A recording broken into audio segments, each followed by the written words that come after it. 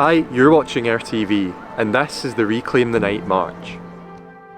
My motivation was I knew the event had taken place in Stirling before, organised by the Forth Valley Rape Crisis Centre in 2018 and 2019. There was a similar march organised for 2020, however it had to be cancelled of course due to COVID. I sit on the GVV partnership as part of my job, and part of my remit as VP Communities is gender-based violence. Sitting on this partnership, we had spoken about the possibility of doing it again. I knew that I would have capacity within my job to organise something like this, and our FemSoc, so Feminists for Equity movement, had approached me before as well, saying that they had wanted to see something like this before. I knew there was an appetite for this amongst Stirling students, and I think it's an event that will be really beneficial to our community and is quite frankly needed as well. Yes, means yes, and no means no! Our streets! Our streets!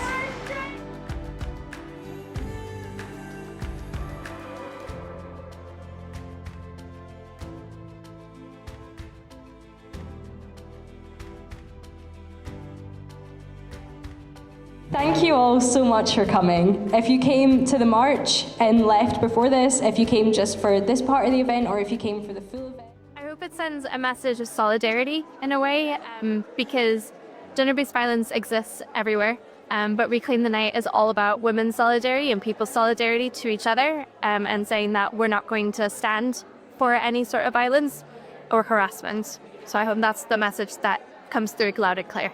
Initially, the Reclaim the Night started in 1977 by a group of women in Leeds because the police's response to the Yorkshire Ripper was go out with a male at night. You know, that curfew was just appalling, because how do you imagine a 25-year-old woman having to go out with a 12-year-old kid? That's not safe either. Reclaim the Night to me means community and finding solidarity with women and non-binary people who have also been through traumatic events regarding gender-based violence.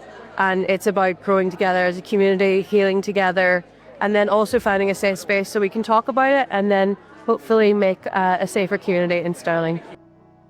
The nighttime has a very special place in my heart. I love stargazing, I love being out at night, but I'm also, as a woman, very aware of how dangerous that can be. And when I heard about this being a thing, I really love the mindset of not just avoiding the night or not just like trying to walk on eggshells around what is dangerous for being a woman, but reclaiming it and saying like, no, I should be safe at night. I should be able to own these spaces and make them safe for myself. And I just think that's awesome. I think that, unfortunately, it isn't just about nighttime in the town, because actually an awful lot of sexual violence and gender-based abuse happens within relationships. But I think everybody that lives in Stirling could actually undertake community empowerment training, disclosure training, and actually maybe learn a wee bit more about what to do if they see something that doesn't feel right as well, because actually we've got a collective responsibility to each other to help. So I'm one of the SVMLOs, which is a Sexual Violence Misconduct Liaison Officer, and we support anybody who comes in via this route, and ensures that it's a safe and confidential space to discuss anything that they wish to obviously disclose.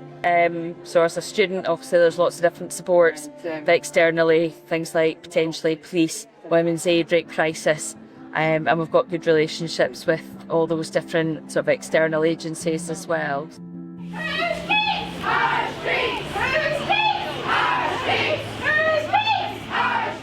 The funds that we raise tonight are going to be split evenly between the Forth Valley Rape Crisis Centre and Stirling and District's Women's Aid. So it's putting money back into these organisations and these charities that do so much to support the people of Stirling.